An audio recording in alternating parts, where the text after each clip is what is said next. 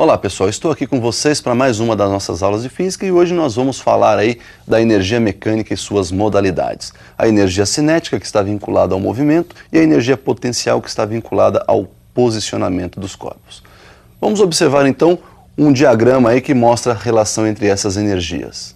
Nós temos aí então a energia mecânica, que será a soma das energias cinética e energia potencial, ou seja, a cinética de movimento, potencial de posição. Já a potencial ela se divide em outras duas modalidades, que é a potencial de gravitação, ou seja, a potencial gravitacional e a potencial elástica. Observe então que nós vamos fazer aí a definição de todas essas modalidades e depois no final nós vamos fazer o somatório e compor aí então a nossa energia mecânica. Vamos observar então a definição de energia cinética. Nós temos aí então um corpo sobre um plano horizontal, inicialmente parado, portanto velocidade inicial zero, e a resultante das forças então aplicadas a esse corpo nos dá um deslocamento horizontal, e ao final desse deslocamento horizontal ele assume uma velocidade final que eu vou chamar de V. Essa força então realiza um trabalho, e a energia que mede essa capacidade de realizar esse trabalho nós chamamos de energia cinética.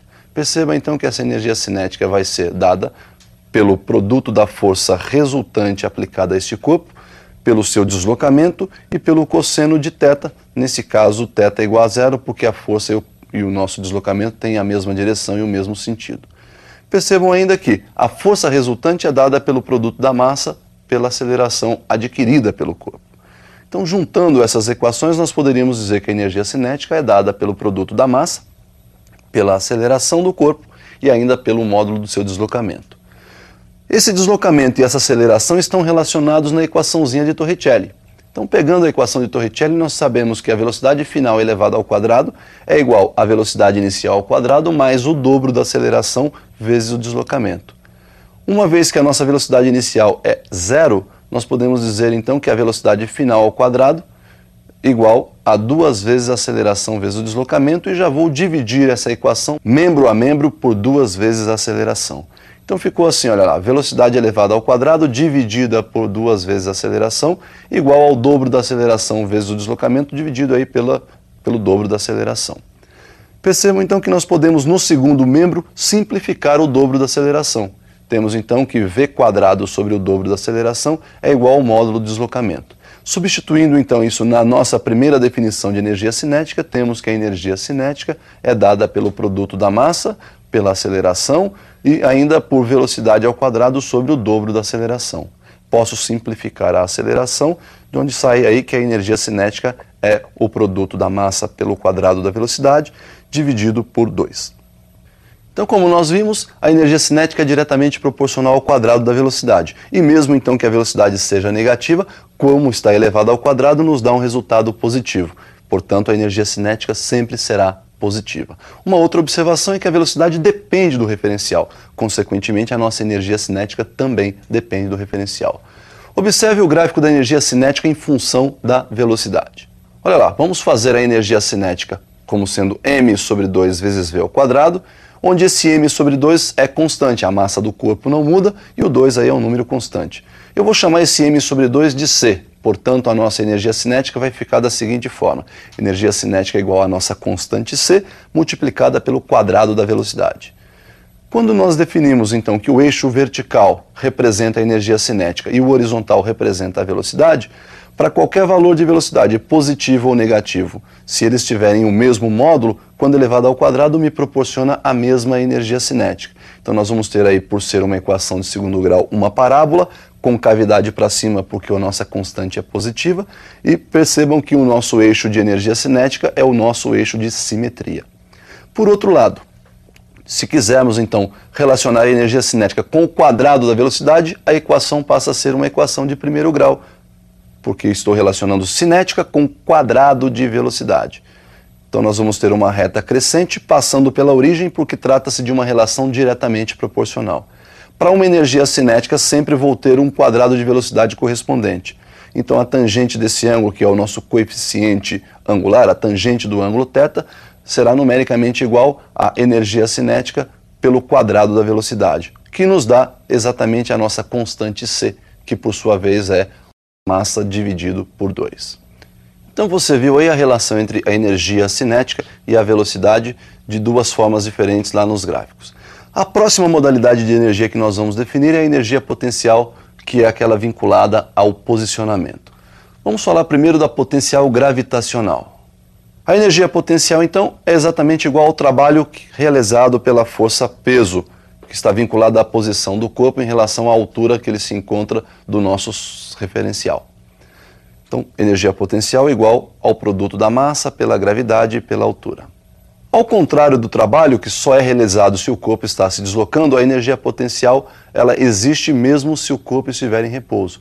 Portanto, o sinal da energia potencial gravitacional agora está vinculado ao posicionamento do corpo em relação ao nível de referência. Se estiver acima do nível, energia potencial positiva. Abaixo do nível de referência, energia potencial negativa. E se estiver no nível de referência, a energia potencial é zero, pois a altura então será zero.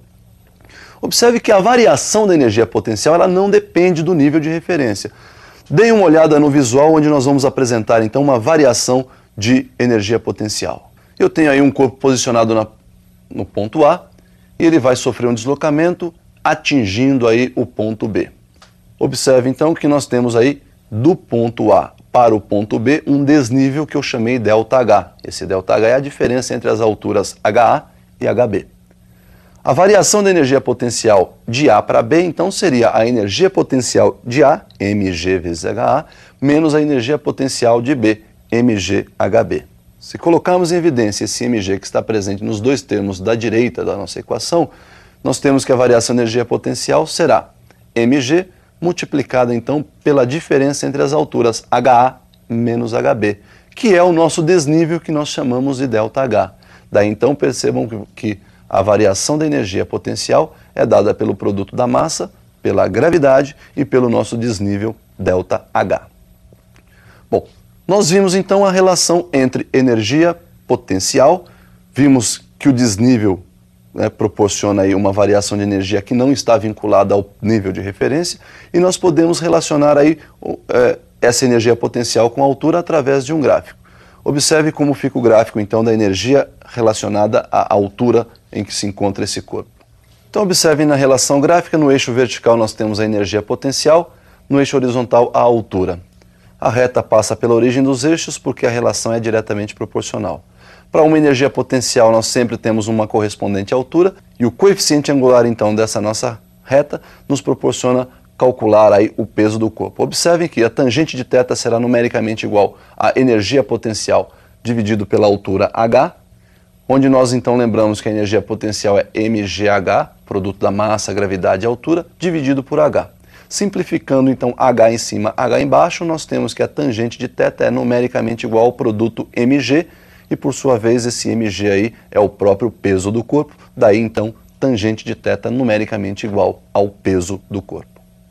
Observe que quando nós falamos de energia potencial para um corpo extenso, a altura que nos interessa agora é tomada a partir do centro de gravidade desse corpo. Então observe na figura como seria tomada essa altura. Tem aí um corpo extenso, seu centro de gravidade está assinalado, e nós vamos, para calcular sua energia potencial, utilizar a sua massa, a gravidade local e a altura que vai do solo que nós adotamos como referencial até o centro de gravidade desse corpo. Então, pessoal, nós vimos aí a definição da energia potencial gravitacional. A outra modalidade de energia potencial é a energia potencial elástica. E nós vamos, antes de falar dessa energia, observar a lei de Hooke. Fiz para você um visual onde nós vamos definir essa lei. Bom, então a lei de Hooke pode ser entendida da seguinte forma, olha aí. Uma mola no seu comprimento natural está pendente aí do teto de uma sala e você vai então aplicar uma força na sua extremidade livre, fazendo com que ela sofra uma deformação que nós vamos chamar de x, que é a diferença entre o comprimento final, após a deformação, menos o comprimento natural da mola. Quando você aplica essa força deformando a mola reage, tentando voltar ao seu comprimento natural. Esta força nós chamamos de força elástica. A força elástica, então, segundo Hooke, é dada pelo produto de K, constante rigidez da mola, pela deformação sofrida por essa mola, ΔL. Vamos chamar esse ΔL de x. Temos então que a nossa força elástica é dada pelo produto da nossa constante de rigidez K e a deformação x sofrida pela mola. Observe que a lei de Hooke é uma relação diretamente proporcional. Nós vamos fazer uma relação gráfica para esta lei e daí nós vamos tirar duas propriedades importantes, inclusive uma delas é a própria definição da energia potencial elástica. Perceba como fica o gráfico dessa nossa lei de Hooke. Então nós temos aí o gráfico que representa a força elástica em função da nossa deformação x, é uma reta passando pela origem dos eixos, por ser uma relação diretamente proporcional. Na vertical nós temos a força elástica Kx, correspondente à deformação x lá na horizontal. Perceba que a primeira propriedade, então, vem do coeficiente angular dessa nossa reta. A tangente do ângulo de inclinação da reta é numericamente igual ao cateto oposto, que é o nosso Kx, dividido pelo cateto adjacente, que é a própria deformação x. Kx dividido por x, posso simplificar x em cima, x embaixo, daí a nossa tangente ser numericamente igual à constante elástica ou à constante de rigidez K. A segunda propriedade é a própria definição da energia potencial elástica, uma vez que se você calcula essa área achurada que aparece no gráfico para a deformação x, ela mede o trabalho realizado pela força elástica. E esse trabalho é medido através da sua energia potencial elástica. A energia potencial elástica mede a capacidade que essa força elástica tem em realizar esse trabalho. Daí, então, nossa energia elástica é numericamente igual à área, que é dada pelo produto da base pela altura e dividido por 2. Altura x vezes k, ou kx, base x, dividido por 2.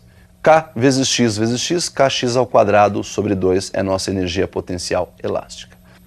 Bom, pessoal, então nós temos aí definidas as modalidades de energia. Energia cinética vinculada ao movimento e a potencial vinculada aí ao posicionamento. Um conceito bem importante, bastante importante para nós aí, é o conceito de sistema conservativo. É aquele sistema onde a energia mecânica se mantém constante. O que vai acontecer nesse sistema é que, ora a potencial se transforma em cinética, ora a cinética se transforma em potencial, mas o somatório dessas energias vai se manter sempre constante.